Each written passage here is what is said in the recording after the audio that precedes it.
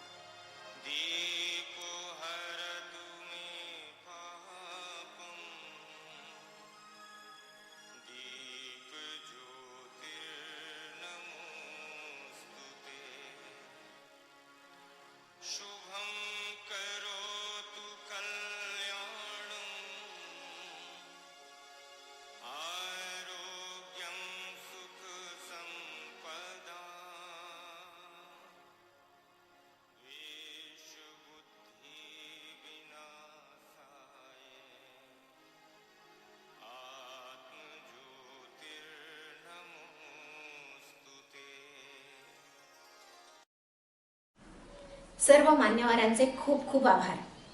यानंतर एकात्मता मंत्र आणि ओंकार पठणासाठी मी आमंत्रित करते सौ क्षिप्रा श्रीगिरीवार यांना।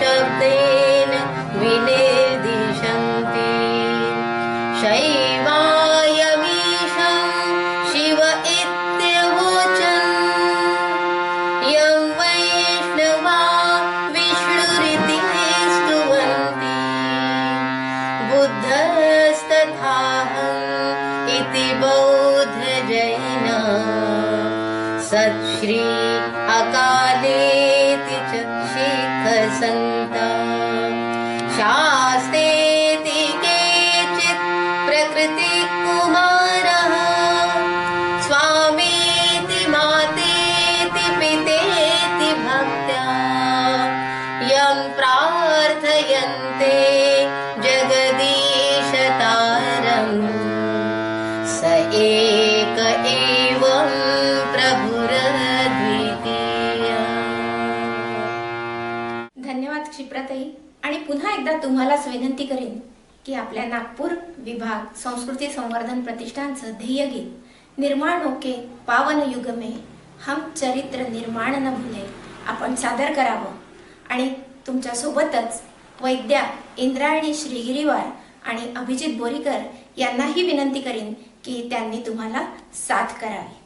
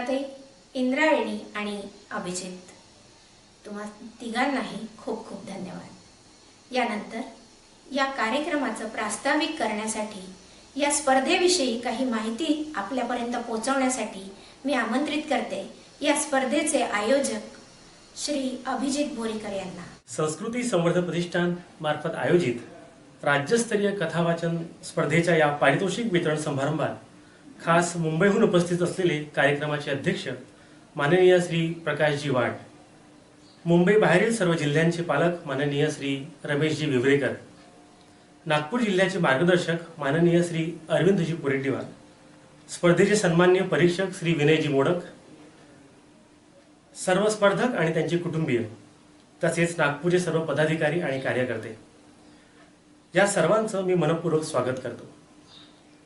संस्कृती संवर्धन प्रतिष्ठान गेल्या 10 वर्षापासून नागपुरात नैतिक शिक्षण योजनेसाठी कार्यरत आहे आणि या दृष्टीने समाज सुदृढ व्हावा यासाठी प्रयत्न करीत आहे. कोरोनाच्या या काळात या लढ्यामध्ये जिंकण्यासाठी लहान मोठी सर्वच मंडळी आपापल्या घरी आहेत. पण या काळात मोठी माणसे आपला विरंगुळा करून घेतात, परंतु लहान मुलांना काहीतरी कामी लावणं हे अत्यंत गरजेचं आहे.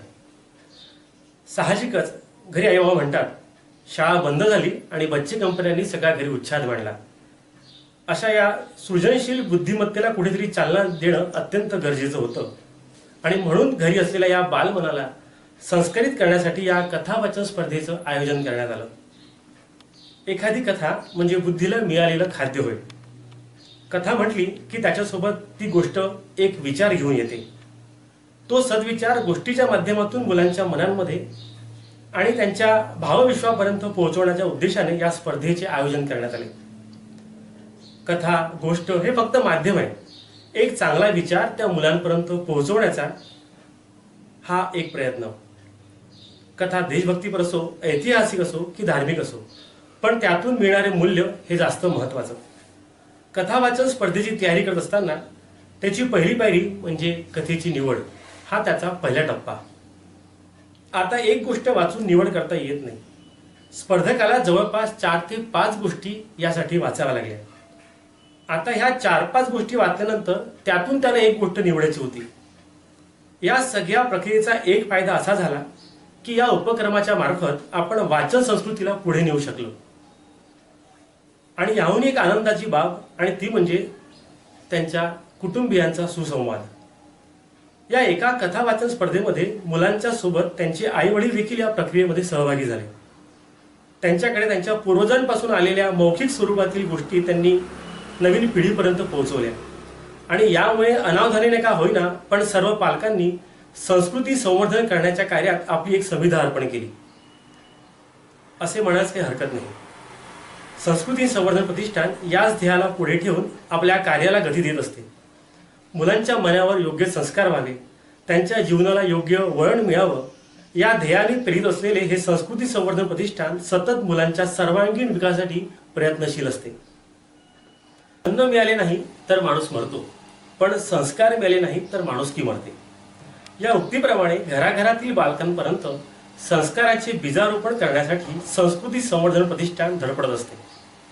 गत 17 वर्षापासून हे संस्कार रामायण, महाभारत, क्रांतिगाथा यांच्या रूपाने मुलांपर्यंत पोहोचवले जातात. रामायण, महाभारत यासारख्या मूल्याधिष्ठित ग्रंथातील सद्विचारांचे मनन, चिंतन व्हावे, आदर्शांचा अभ्यास व्हावा आणि रामराज्याची संकल्पना प्रत्यक्षात साकार व्हावी यासाठी प्रतिष्ठान कार्य करते. तंत्रज्ञानाच्या युगामध्ये माणसं देहरूपाने जरी जवळ येत असली तरी देखील मनाने मात्र ती दुरावत चाललेली आहे. एकत्र कुटुंब पद्धती ही फार क्वचितच घरामध्ये दिसून येते. मग अशा वेळी दुरावा, राग, एकमेकांना समजून न घेणे, एकमेकांच्या मताचा आदर न करणे अशा समस्या उद्भवतात. मग अशा वेळी जर बालमनावरच योग्य वळण आणि संस्कार दिले तर नक्कीच येणारी पिढी या सगळ्या समस्यांपासून स्वतःला दूर ठेवू शकेल. आणि यासाठी आदर्श आहेत रामायण, महाभारत, क्रांतिगाथा यांचे वाचन आणि अभ्यास. प्रतिष्ठानामार्फत वर्ग 5वीला अभ्यासाला कथारूप रामायण, 6वीला चरित्र रामायण, 7वीला महाभारत आणि 8वीला क्रांतिगाथा अशा पुस्तकांची योजना केली गेलेली आहे. सध्या नागपुरात 40 शाळा या उपक्रमात आहेत आणि अनेक विद्यार्थी यामध्ये सहभागी आहेत. सहभागी विद्यार्थ्यांसाठी मोठ्या प्रमाणात बक्षीस वितरणाचा कार्यक्रम घेतला जातो. या कार्यक्रमामध्ये प्रमाणपत्र, सन्मान चिन्ह, शाल आणि श्रीफळ देऊन आदर्श शिक्षक पुरस्कार आणि 10 ग्रॅम चांदीचे नाणे घेऊन आदर्श मुख्याध्यापक हा पुरस्कार आणि तसेच 3 फूट उंचीची ट्रॉफी देऊन आदर्श शाळा हा देखील पुरस्कार दिला जातो. याशिवाय गुरुपौर्णिमा, सीतानवमी, राम रक्षा पठण, अथर्व शिष्य पठण, बाल संस्कार वर्ग, शिक्षक कार्यशाळा अशा अनेक उपक्रम या संस्थेमार्फत राबवले जातात. प्रतिष्ठान सध्या महाराष्ट्र, गोवा, राजस्थान, केरळ या राज्यांमध्ये आपले कार्य करीत आहे आणि गौरवाची बाब म्हणजे 950 शाळा सध्या या संस्कारक्षम समाजाच्या बांधणीसाठी प्रतिष्ठानासोबत उभ्या आहेत. प्रतिष्ठानाचे मुख्य कार्यालय मुंबई येथे असून विश्वस्त आणि प्रेरणास्थान म्हणून श्री मोहनजी सालेकर हे संपूर्ण कार्य सांभाळतात. आज ते प्रकृती अस्वास्थ्यामुळे या कार्यक्रमाला उपस्थित राहू शकले नाही, परंतु त्यांचे शुभाशीर्वाद सदैव आमच्या सोबत आहे याची आम्हाला खात्री आहे. प्रतिष्ठानाचा हाच एक उपक्रम आणि ती म्हणजे राज्यस्तरीय कथा वाचन स्पर्धा. मुंबई, पुणे, नाशिक, औरंगाबाद, चंद्रपूर, भंडारा, गोंदिया, आसगाव, परतवाडा, पंढरपूर आणि नागपूर आणि अशा अन्य अनेक ठिकाणावरून या स्पर्धेला भरघोस असा प्रतिसाद मिळाला. या स्पर्धेत एकूण 256 स्पर्धक सहभागी झाले. यातील 62 अ गटात, 90 ब गटात आणि 104 क गटामध्ये सहभागी झाले. या स्पर्धेसाठी पवनी विभागाचे श्री प्रशांतजी टेंभेकर आणि श्री नितेशजी मस्के यांचे विशेष सहकार्य आपल्याला लाभले. याशिवाय धामणगाव विभागाचे प्रमुख श्री सुभाषजी पुसतकर यांनीही बरेच परिश्रम घेतले आणि नागपूरच्या कार्यात सौ निलिमा लांबे, सौ श्रेयाताई टाकळकर, सौ स्वाती कुलकर्णी, सौ मृणालिनी कुंभारे, सौ उषा भांडारकर, सौ माणिक नाफडे आणि श्रेया ढोके या आणि इतरांनाही आपली जबाबदारी चोख पार पाडली. या स्पर्धेचे परीक्षक म्हणून श्री विनय मोडक यांनी कार्य सांभाळलं. या स्पर्धाचा आयोजक म्हणून मी या सर्व कार्यकर्त्यांची स्पर्धा यशस्वीतेसाठी मनपूर्वक अभिनंदन करतो. अशीच ऊर्जा पुढेही राहो अशी प्रार्थना करतो आणि संस्था परिचय व प्रास्ताविक इथेच थांबवतो. धन्यवाद. अगदी बरोबर आहे अभिजित. या कथा वाचन स्पर्धेच्या निमित्ताने का होईना, पण संपूर्ण कुटुंबाच्या कुटुंब, कदाचित आपण असंही म्हणू 256 कुटुंब एका कथेच्या वाचनासोबतच अनेक कथांच्या भोवती गुंतले होते असं म्हणायला अजिबातच हरकत नाही. आणि या कथा वाचन स्पर्धेचा आजचा हा पुरस्कार वितरण सोहळा, या पुरस्कार वितरण सोहळ्यासाठी आपल्याला आज प्रमुख वक्ते म्हणून लाभले आहेत संस्कृती संवर्धन प्रतिष्ठान या संस्थेचे केंद्रीय कार्यकारिणी सदस्य श्री प्रकाश वाड. प्रकाश वाड मुंबई येथे स्थायिक आहेत आणि ते क्रीडा शिक्षक म्हणून एका शाळेत तिथे कार्यरतही आहेत. गत 15 वर्षांपासून संस्कृती संवर्धन प्रतिष्ठानचं ते काम करत आहेत. मी श्री प्रकाश वाड यांना विनंती करीन की त्यांनी आपलं मनोगत या निमित्ताने व्यक्त करावं. नमस्कार. संस्कृती संवर्धन प्रतिष्ठानच्या आजच्या ह्या कार्यक्रमामध्ये सहभागी झालेल्या सर्व श्रोत्यांचं संस्कृती संवर्धन प्रतिष्ठानच्या वतीने मी मनपूर्वक स्वागत करतो. संस्कृती संवर्धन प्रतिष्ठानचं कार्य 2003 पासून सुरू झालं आणि मला सांगायला आनंद होतोय की 2003 मध्ये 107 शाळांपासून सुरू झालेली ही नैतिक शिक्षण योजना आज महाराष्ट्र, केरळ, राजस्थान आणि गोवा ह्या 4 राज्यांमध्ये मिळून 900 शाळांपर्यंत आपली ही योजना पोहोचलेली आहे. इयत्ता 5वी ते 8वीच्या विद्यार्थ्यांना आपण डोळ्यासमोर ठेवून ही योजना तयार केली. विद्यार्थ्यांवरती चांगले संस्कार व्हावेत या दृष्टिकोनातून आपण प्रयत्न करतो आहोत. इयत्ता 5वी आणि 6वीच्या विद्यार्थ्यांना रामायणातल्या कथा, इयत्ता 7वीच्या विद्यार्थ्यांना महाभारतातल्या कथा आणि इयत्ता 8वीच्या विद्यार्थ्यांना क्रांतिगाथा या पुस्तकाद्वारे भारतातील महापुरुषांची ओळख करून देणं हा आपल्या योजनेचा प्रमुख भाग आहे. आज आपण सातत्याने विद्यार्थ्यांवर चांगले संस्कार कशा पद्धतीने होतील या दृष्टिकोनातून आपण प्रयत्न करतो आहोत. आपल्या सगळ्यांना ठाऊक आहे पूर्वी एकत्र कुटुंब पद्धती असताना घरामध्ये ज्येष्ठ मंडळी असायची. आजी, आजोबा, काका, काकू, मामा, मामी, अनेक ज्येष्ठ मंडळी ही आपल्या नातवंडांना, आपल्या पुढच्या पिढीला मार्गदर्शन करत असत, चांगल्या कथा सांगत असत. आपल्या सगळ्यांना ठाऊक आहे, छत्रपती शिवाजी महाराजांची जडणघडण सुद्धा आई जिजाऊनी ह्या रामायण आणि महाभारतातल्या कथा सांगून केलेली आहे. आज सुद्धा आपण सगळेजण ह्या कथा वाचन स्पर्धेच्या पारितोषिक वितरणाचा अनुभव घ्यायला आपण जमलेलो आहोत. आज खूप आनंद वाटतो की आजच्या ह्या युगात सुद्धा अशा शौर्य कथा, वीर कथा सांगण्यासाठी मुलं उत्सुक आहेत.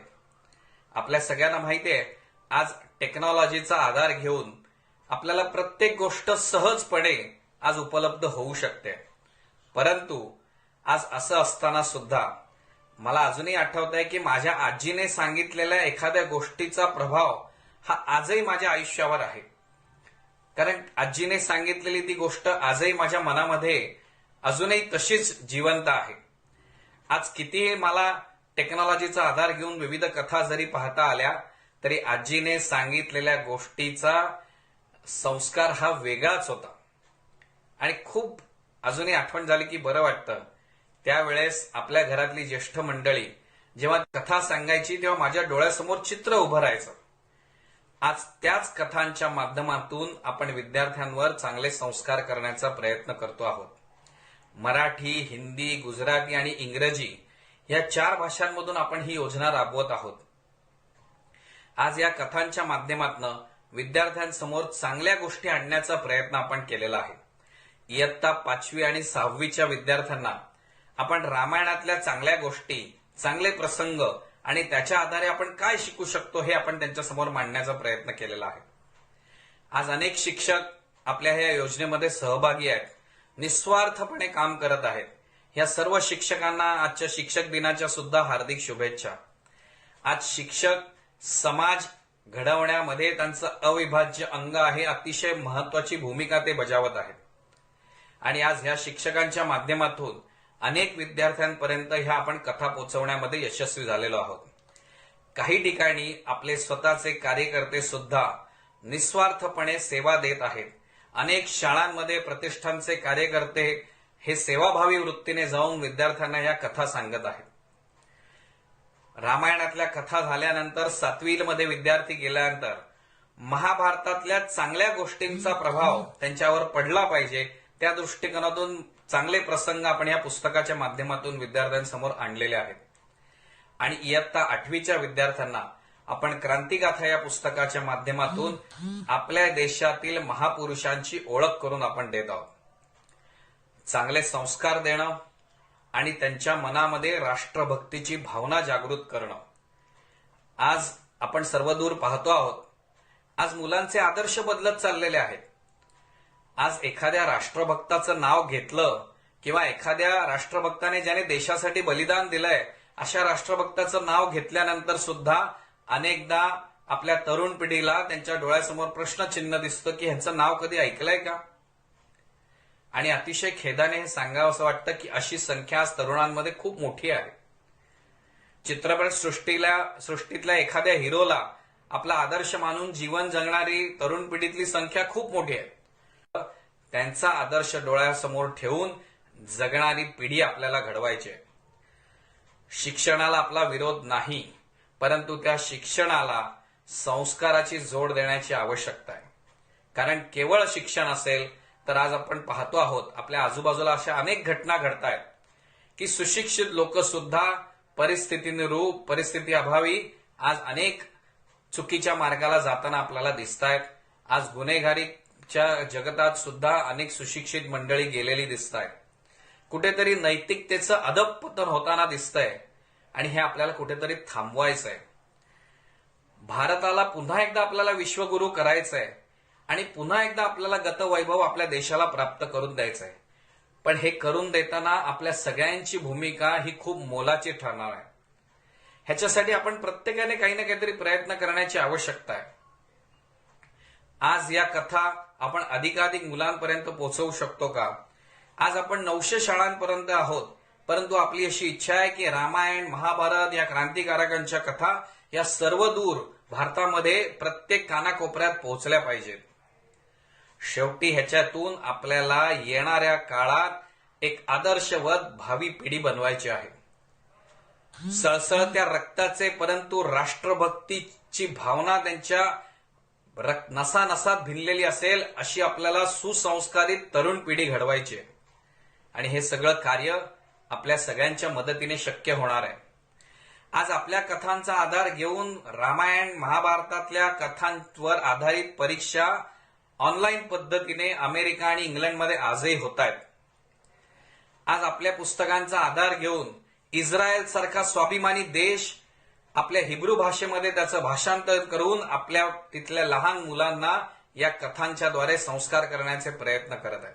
त्यांचा स्वाभिमान जागृत करण्याचा प्रयत्न करत आहे. आज आपण आपल्या देशामध्ये सुद्धा हे करू शकतोय. आज एकीकडे आपल्या समोरची आव्हानं वाढत असताना आपण कुठेतरी हातावर हात धरून बसलो तर अशा पद्धतीने आपल्या समोरच्या समस्या दूर होणार नाहीत. आपला तंत्रज्ञानाला विरोध नाही, परंतु ह्या तंत्रज्ञानाबरोबरच आपण शिक्षणाला संस्काराची जोड देण्याची आपण इच्छा बाळगून आहोत. त्या दिशेने आपण प्रयत्नशील आहोत आणि आपल्याला खूप चांगला प्रतिसाद सर्वदूर मिळतोय. परंतु ह्या सगळ्या गोष्टी जरी होत असल्या तरी आपल्या आजूबाजूला अनेक घडणाऱ्या चुकीच्या गोष्टींमुळे आपलं मन व्यथित होत असतं. त्यामुळे आदर्शवत पिढी घडवण्याचं कार्य प्रतिष्ठानसोबत सर्व नागरिकांचं आहे. आपल्याला येणाऱ्या काळात एक आदर्शवत भावी पिढी बनवायची आहे. सळसळत्या रक्ताचे परंतु राष्ट्रभक्तीची भावना त्यांच्या नसानसात भिनलेली असेल अशी आपल्याला सुसंस्कारित तरुण पिढी घडवायची आहे. आणि हे सगळं कार्य आपल्या सगळ्यांच्या मदतीने शक्य होणार आहे. आज आपल्या कथांचा आधार घेऊन रामायण, महाभारतातल्या कथांवर आधारित परीक्षा ऑनलाईन पद्धतीने अमेरिका आणि इंग्लंडमध्ये आजही होत आहेत.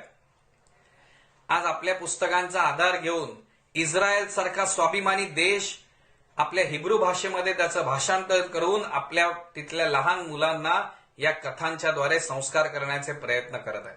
त्यांचा स्वाभिमान जागृत करण्याचा प्रयत्न करत आहे. आज आपण आपल्या देशामध्ये सुद्धा हे करू शकतोय. आज एकीकडे आपल्या समोरची आव्हानं वाढत असताना आपण कुठेतरी हातावर हात धरून बसलो तर अशा पद्धतीने आपल्या समोरच्या समस्या दूर होणार नाहीत. आपला तंत्रज्ञानाला विरोध नाही, परंतु ह्या तंत्रज्ञानाबरोबरच आपण शिक्षणाला संस्काराची जोड देण्याची आपण इच्छा बाळगून आहोत. त्या दिशेने आपण प्रयत्नशील आहोत आणि आपल्याला खूप चांगला प्रतिसाद सर्वदूर मिळतोय. परंतु ह्या सगळ्या गोष्टी जरी होत असल्या तरी आपल्या आजूबाजूला अनेक घडणाऱ्या चुकीच्या गोष्टींमुळे आपलं मन व्यथित होत असतं.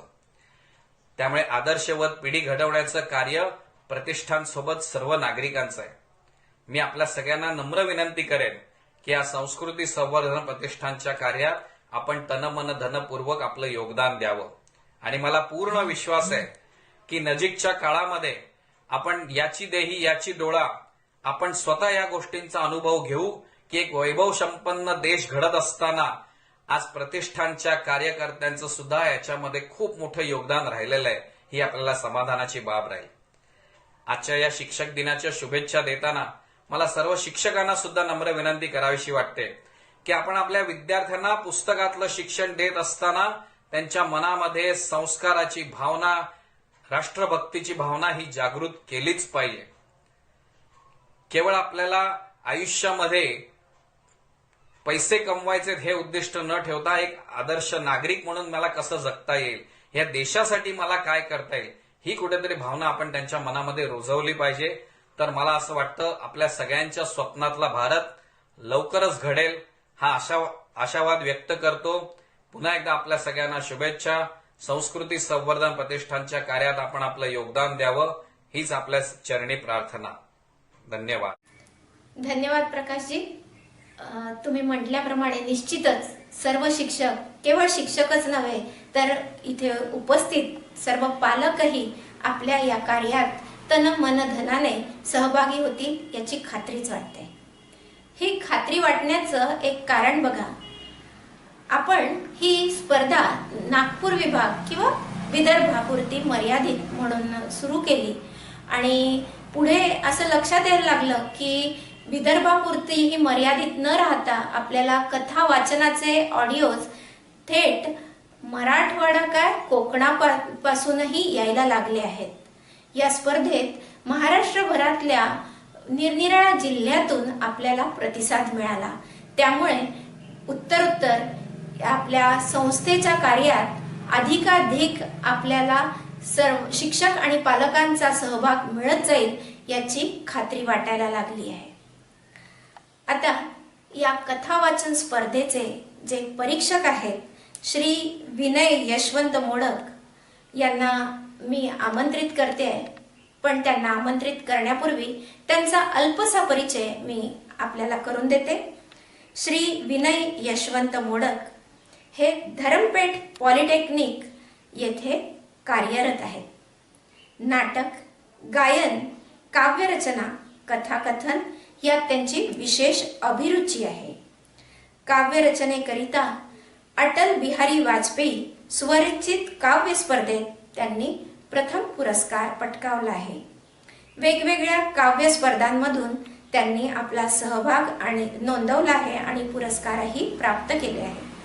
महाराष्ट्र राज्य नाट्य स्पर्धांमधून मराठी, संस्कृत, हिंदी नाटकांकरता उत्कृष्ट अभिनेता म्हणूनही त्यांना पदक प्राप्त झाले आहेत. सामाजिक संघटनांमध्ये ते कार्यरत आहेत. सामाजिक कार्यांमध्ये त्यांनी आपला सहभाग नोंदवलेला आहे. कोरोनाच्या या काळामध्ये सकारात्मकता दर्शवणाऱ्या गीतलेखनाचे दूरदर्शन सह्याद्री वाहिनीद्वारे त्यांचे प्रसारणही झाले आहे. स्वागत आहे विनयजी.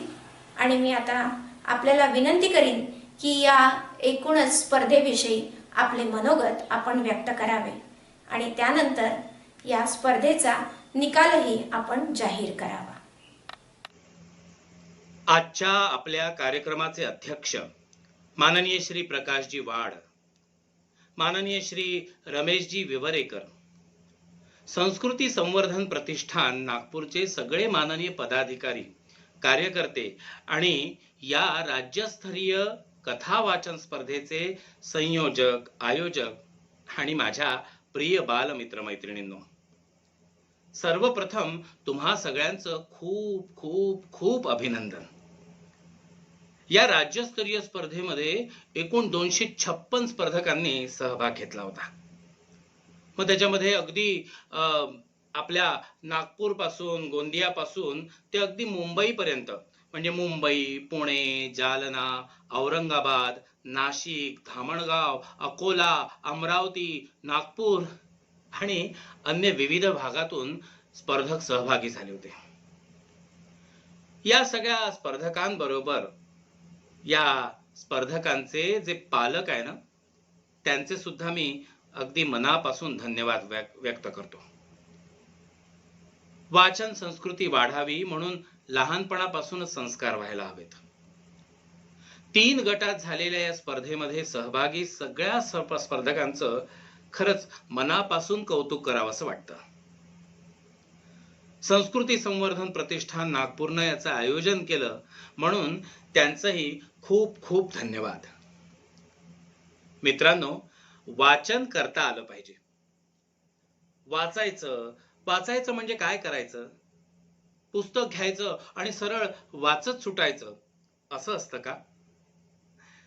तर वाचत असताना, ते लिहिलं असताना त्याच्यामधल्या विरामचिन्हांना, ह्रस्व दीर्घांना, त्यांच्या उच्चारांना आणि आपल्या स्पष्टोच्चाराला, जेणेकरून आपलं वाचन समजलं पाहिजे आणि आपल्या वाचनातून ते कळलं पाहिजे.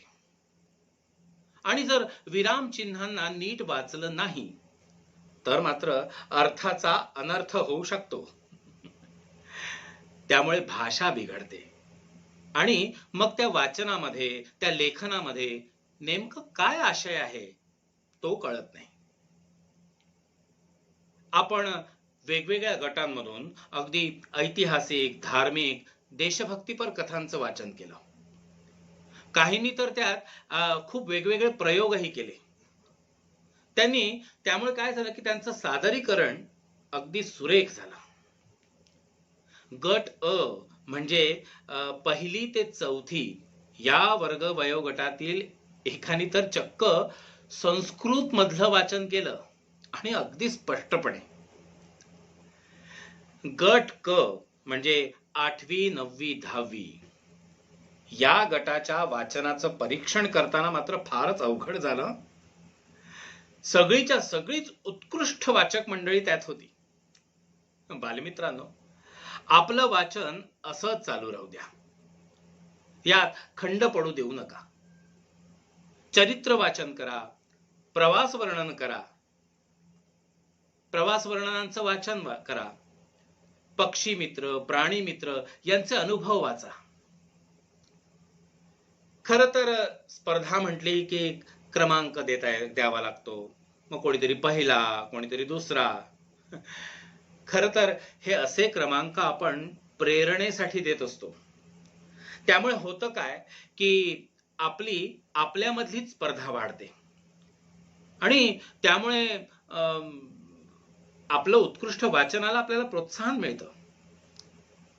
पण खरं सांगू का, या स्पर्धेमध्ये अगदी वर्ग पहिला ते वर्ग 10वा यामध्ये सगळ्या स्पर्धकांनी म्हणजे जे निवडले गेले शेवटच्या राऊंड करता, त्यांनी उत्कृष्ट वाचन केलं. कथाकथन आणि कथा वाचन यामध्ये अंतर आहे बरं का. कथाकथन करत असताना अभिनयासह कथन केलं जातं. म्हणजे जसं चल रे भोपळ्या टुणूक टुणूक यामध्ये किती कॅरेक्टर आहे, तर ती म्हातारी आहे, तो वाघोबा आहे. मग कथाकथन करणारा कथा सांगत जातो.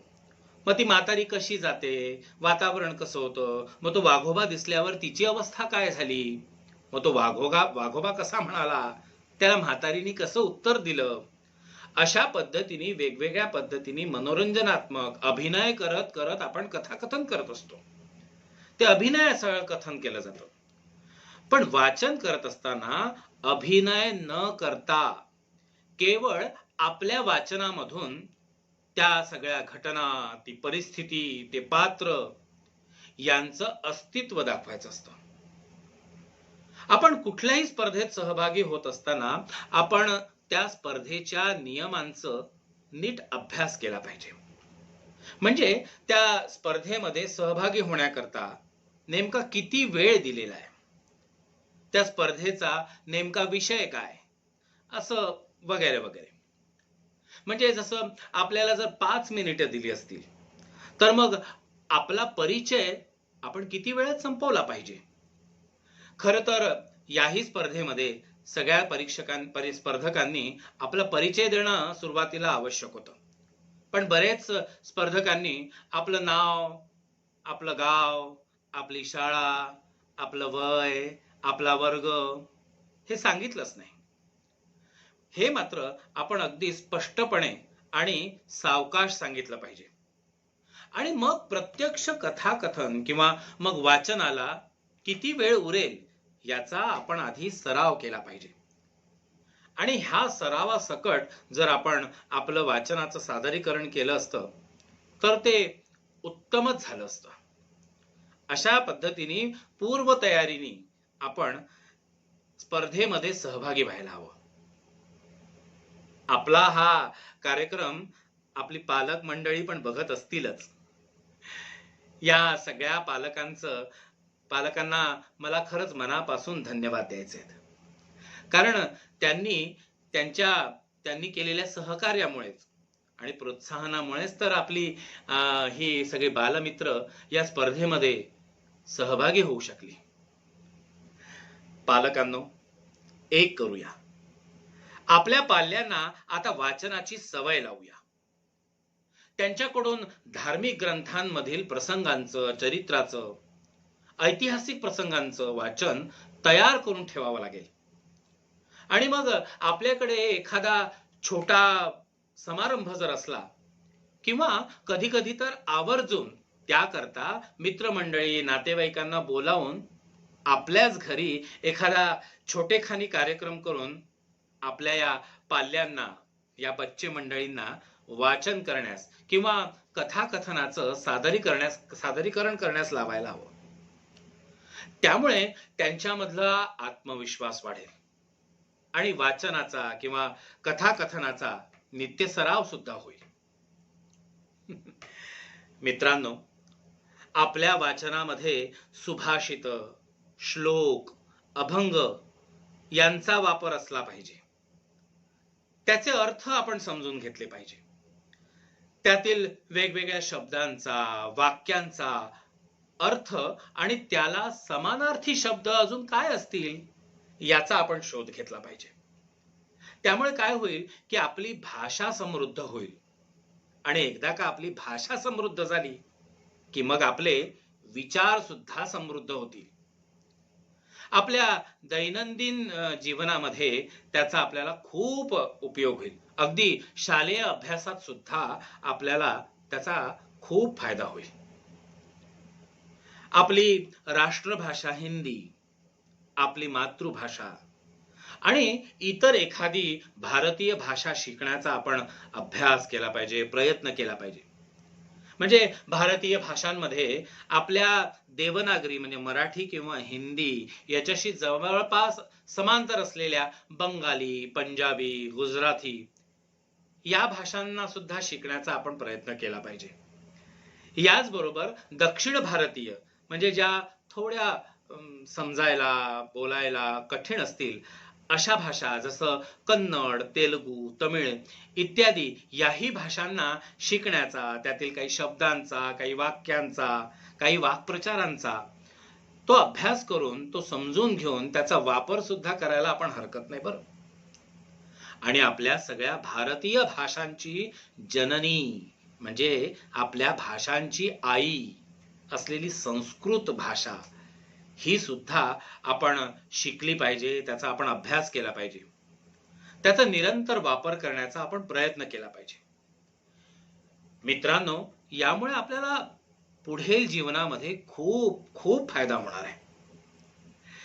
याचबरोबर वाचन करताना किंवा कथाकथन करत असताना आपल्यामध्ये स्पष्टोच्चार येण्याकरता आपल्या भाषांमधून किंवा भिन्न भाषांमधून वेगवेगळे टंग ट्विस्टर असतात. ते तर तुम्हाला माहित असतीलच. तर मग आपल्या भाषेतले टंग ट्विस्टर शोधून काढा, ते तयार करा, त्यांचे खूप खेळ करा, वेगवेगळे शब्द शोधा, शब्दांचे खेळ करा आणि नवनवीन शब्दांकरता भरपूर वाचन करा. मित्रांनो, सध्याचा काळ खूप कठीण आहे. कोरोनानं सगळ्या जगात थैमान घातलंय. आपली काळजी घ्या, खूप व्यायाम करा, मैदानी खेळ खेळा, बौद्धिक खेळ खेळा, स्वतःला तंदुरुस्त ठेवा आणि जीवनामध्ये यशस्वी व्हा. मला या स्पर्धेचं परीक्षण करण्याची संधी दिली त्याबद्दल संस्कृती संवर्धन प्रतिष्ठान नागपूरच्या सगळ्या मान्यवरांचे, पदाधिकाऱ्यांचे आणि विशेषतः अभिजित बोरीकर सरांचा मी खूप खूप आभारी आहे. मित्रांनो, तुमच्या या कथा वाचनाला ऐकताना मला खूप मजा आली. मला त्याचं परीक्षण करत असताना खूप खूप शिकायला मिळालं बरं.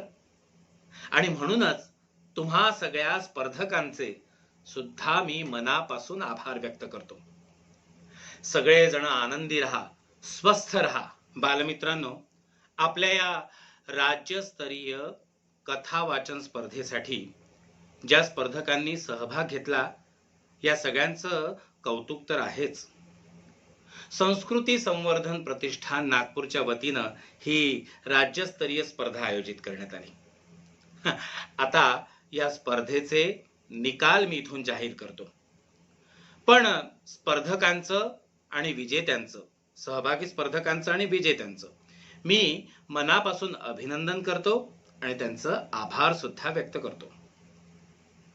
गट क्रमांक 1 म्हणजे वर्ग 1 ते वर्ग 4 यामध्ये आपला प्रोत्साहनपर क्रमांक 1 श्रावणी अमित बोबडे, वर्ग 2 सोमलवार प्रायमरी स्कूल, रामदासपेठ, नागपूरची ही विद्यार्थिनी आहे. आणि प्रोत्साहनपर क्रमांक 2 रिद्धेश हरीश ढोक, वर्ग दुसरा, नारायण विद्यालय, नागपूर.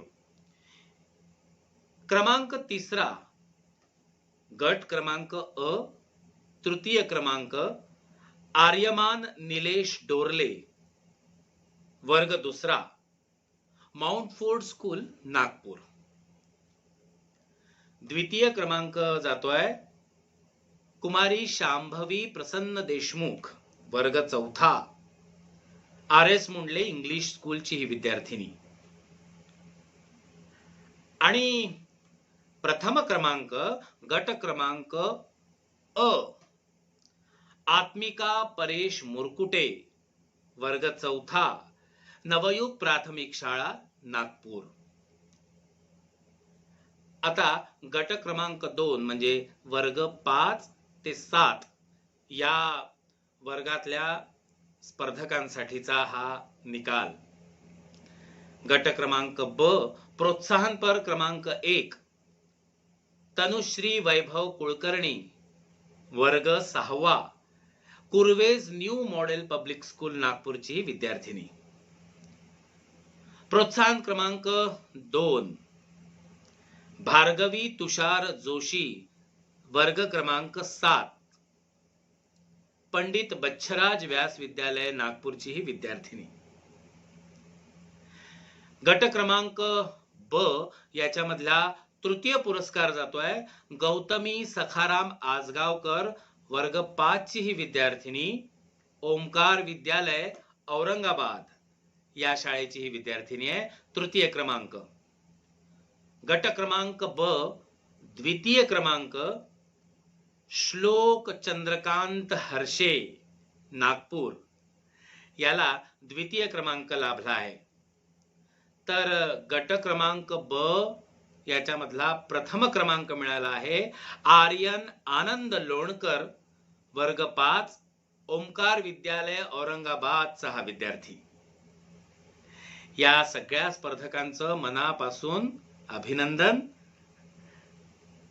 गट क्रमांक क म्हणजे वर्ग 8वी ते 10वी यातील विद्यार्थ्यांचा हा गट क्रमांक होता. यामध्ये प्रोत्साहनपर पुरस्कार मिळाला आहे. त्यातला प्रथम क्रमांक प्रोत्साहनपर क्रमांक 1 जातोय आर्या नितीन अवधूत, वर्ग 10वा, भावना BP विद्या मंदिर, नागपूरची ही विद्यार्थिनी. प्रोत्साहनपर क्रमांक 2 गट क्रमांक क स्वराली रीमा श्रीहरी जोशी, वर्ग 9वी ची विद्यार्थिनी, ही महर्षी विद्यालय, औरंगाबादची विद्यार्थिनी आहे. आणि या गट क्रमांक क मध्ये तृतीय क्रमांक मिळाला आहे वेदश्री विजय रत्नपारखी, वर्ग 10वा, पंडित बच्छराज व्यास विद्यालय, नागपूरची ही विद्यार्थिनी. द्वितीय क्रमांक गट क्रमांक क द्वितीय क्रमांक मिळालेला आहे गायत्री निखिल व्यास, ही सुद्धा पंडित बच्छराज व्यास विद्यालय, नागपूरची विद्यार्थिनी आहे. आणि गट क्रमांक क याच्यामधला प्रथम क्रमांक जातो आहे तो कुमारी अनघा भावे या वर्ग 8वीच्या विद्यार्थिनीला. या स्पर्धेमध्ये सहभागी सगळ्या विद्यार्थ्यांचं, कथावाचकांचं, त्यांच्या पालकांचं, आयोजकांचं, संयोजकांचं, सगळ्यांचंच मनापासून अभिनंदन करतो आणि पुन्हा एकदा आभार व्यक्त करतो. धन्यवाद. धन्यवाद विनयजी. आपण जे आज बक्षीस जाहीर केले ते या कोविड-19च्या या विचित्र परिस्थितीमुळे प्रत्यक्ष आपल्याला त्या विजेत्यांपर्यंत पोहोचवणं शक्य नाही आहे. प्रतिकात्मक म्हणून एक आम्हाला नागपूरमध्येच जे स्थानिक बक्षीस आहे ते देणं शक्य आहे आणि ते आम्ही देण्याचा प्रयत्न करतो आहे. मी अभिजित आणि आपणा दोघांनाही विनंती करीन की ते बक्षीस त्या विजेत्यांना द्यावं.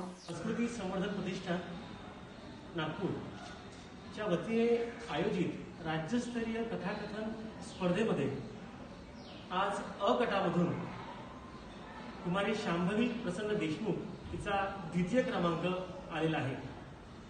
आज या कोरोनाच्या काळामध्ये प्रत्यक्ष स्वरूपात आपण प्रत्येकाचा सन्मान करू शकत नाही. प्रत्येक विद्यार्थ्याला त्याचं पारितोषिक आणि सर्टिफिकेट आपण त्याला देऊ शकत नाही. मग अशा वेळेस एक प्रातिनिधिक स्वरूपामध्ये आपण आज शांभवी, जी खास नागपूरची रहिवासी आहे आणि नागपूरचे सगळे कार्यकर्ते असल्यामुळे आम्ही असं आयोजित केलं की हिचा प्रत्येक स्वरूपात आपण सन्मान करावा. म्हणून सगळे नियम पाळून एक छोटासा सत्कार आम्ही या शांभवीचा करण्याकरता तिच्या घरी आलेलो आहोत. मी नागपूर विभागाच्या आणि धळेच्या कार्यकर्त्या आमच्या शिप्राताई श्रीगिरीवार यांना विनंती करतो की त्यांनी शांभवीला सर्टिफिकेट आणि एक पुष्प देऊन तिचं स्वागत करावं.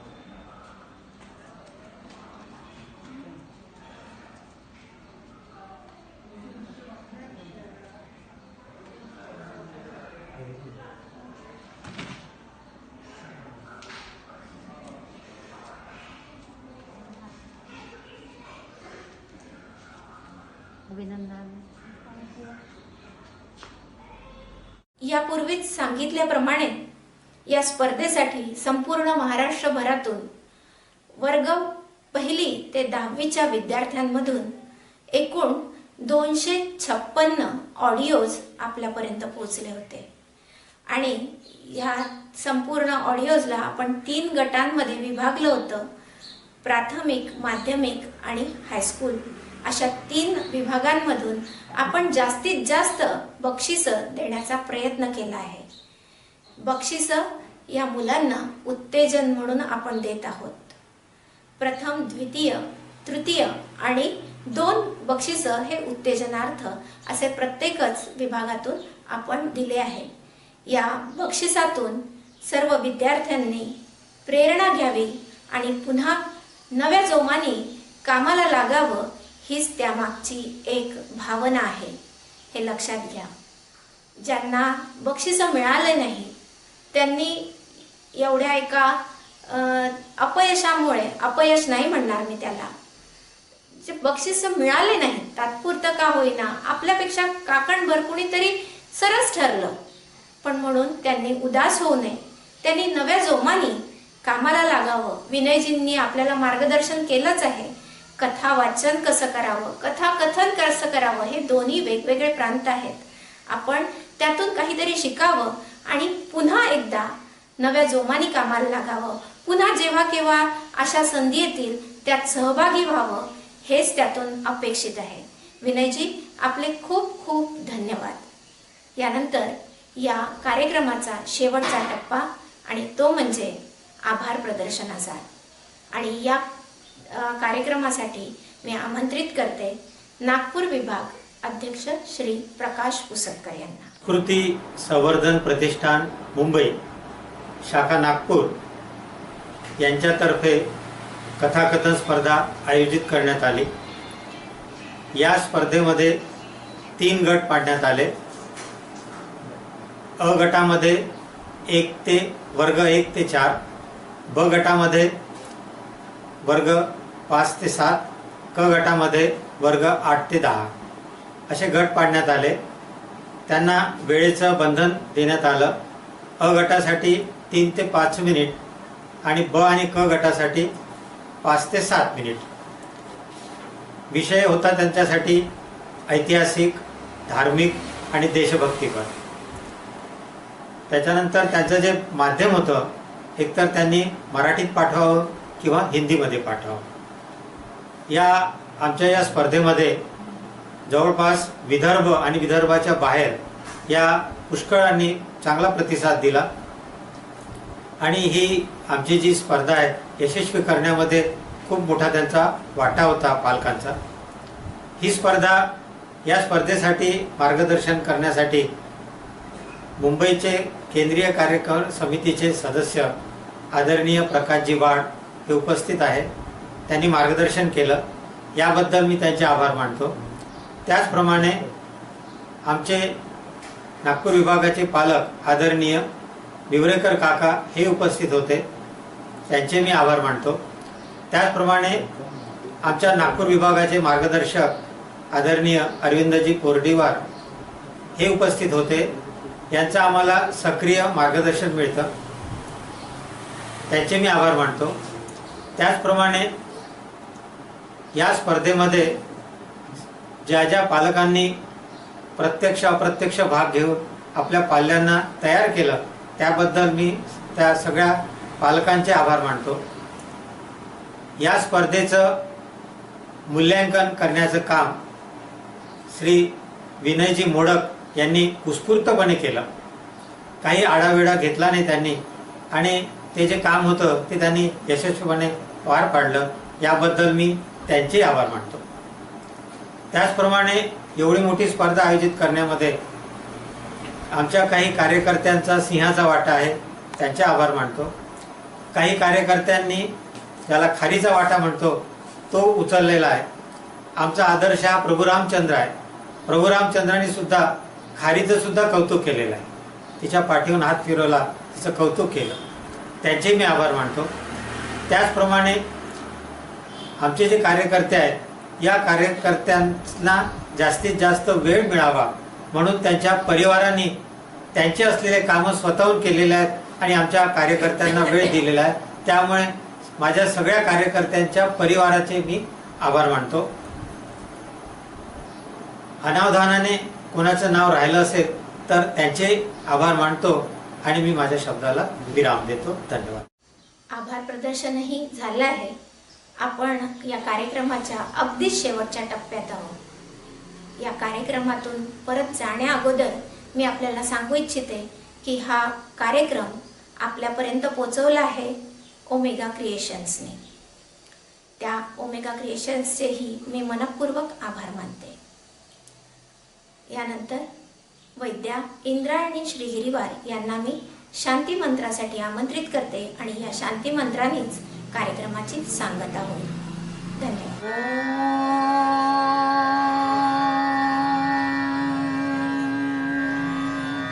पूर्णमदा पूर्णमिदं पूर्णात् पूर्णमुदच्यते पूर्णस्य पूर्णमादाय पूर्णमेवावशिष्यते. ॐ शान्ति शान्ति शान्तिः.